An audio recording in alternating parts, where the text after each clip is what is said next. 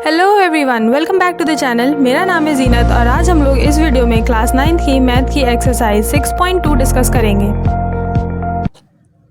Exercise 6.2 के question number first में right है, in figure if A B parallel C D parallel E F and y is to z is equal to 3:7 find x. Question ने हमें x find करने के लिए बोला है, जो कि यहाँ फिगर बना हुआ है। फिगर में x यहाँ पे है, x हमें फाइंड आउट करना है और y और z का रेशियो हमें दिया है 3:7।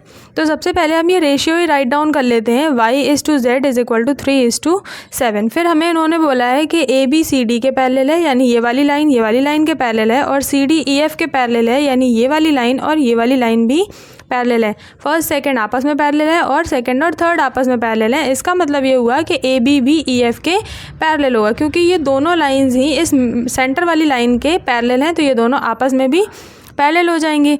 अब इसके बाद हम देखते हैं कि अगर ये वाला एंगल y है तो इसके जस्ट सामने जो एंगल होगा ये भी क्या होगा, एंगल y होगा, क्योंकि ये वर्टिकली अपोजिट एंगल है और ये एंगल्स आपस में बराबर होंगे। फिर यहाँ से अगर हम नोटिस करें कि CD जब EF के पैरेलल है, ये CD लाइन EF के पैरेलल है, तो ट्रांसवर्सल के सेम साइड पर अंदर के दोनों एंगल्स को हम कहते हैं को इंटीरियर एंगल्स, और को इंटीरियर एंगल्स का सम 180 डिग्री होता है। यानी ये हुआ कि y + z is equal to 180 degree.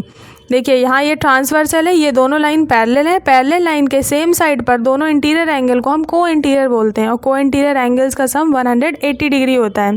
अब यहाँ से अगर देखें, क्योंकि y और z का रेशियो 3:7 दिया है, तो हम इसे मान सकते हैं कि यहाँ से y जो है वो 3x है और जो हमारा z है वो 7x है। तो यहाँ राइट करेंगे तो ये हो जाएगा 3x + 7x is equal to 180 degree. Actually x की जगह पे आप कुछ और मान लीजिए, क्योंकि x से ये लगेगा कि ये वाला x है। आप इसको a कर लीजिए, 3a और 7a, और यहाँ पे भी हम इसे कर लेते हैं 3a और 7a। तो 3 और 7 को ऐड करेंगे तो यहाँ से हो जाएगा 10a is equal to 180 degree.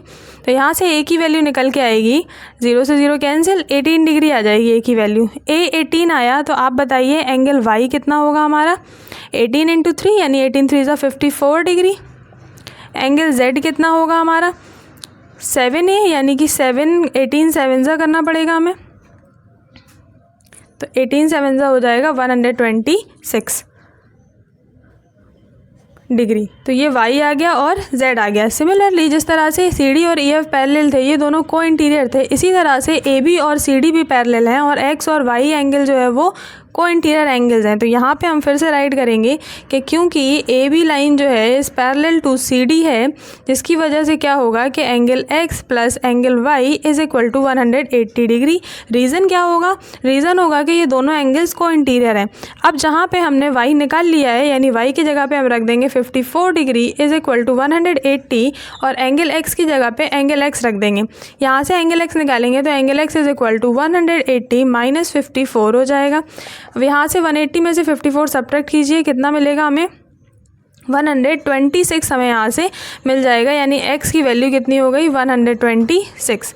इसके लिए हम दूसरा मेथड भी अपना सकते थे। आप ये देख सकते थे कि हमारे पास ये दो जो एंगल्स हैं, एंगल x और एंगल z, ये दोनों बराबर होंगे। कैसे कि अगर हम इसे अलग से बनाएं, ये हमारी लाइन AB है, ये वाली लाइन हमारी EF है, और ये एक ट्रांसवर्सल है। तो ट्रांसवर्सल में जो हमारे अल्टरनेट एंगल्स होते हैं वो बराबर होते हैं। यहाँ से देखिए z फॉर्म हो रहा है, ये z है हमारा और ये x है। हमने क्या किया, इस बीच वाली लाइन को हमने हटा दिया, हमने AB को EF के पैरेलल बोला।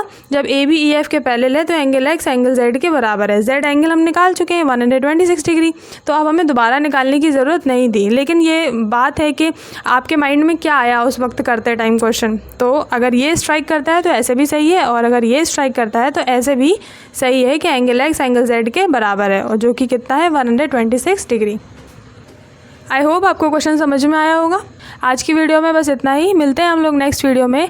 तब तक के लिए वीडियो को लाइक कीजिए और चैनल को सब्सक्राइब कीजिए। Thank you so much for watching.